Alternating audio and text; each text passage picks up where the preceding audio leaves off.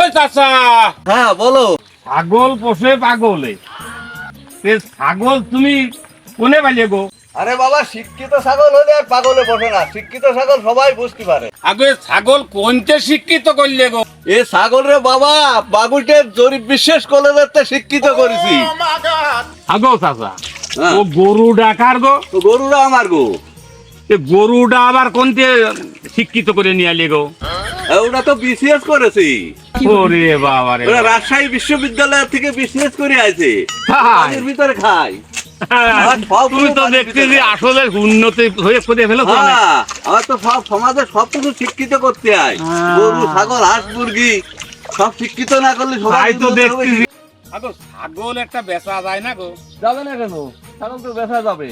ছাগল দেখে তোমার মন মানতেছে না, মনে হয় একটা কিনেই নিয়ে যায়। ঠিক আছে, কেন? আমি তো বিক্রি করবো। তো নেও, এইটা কত?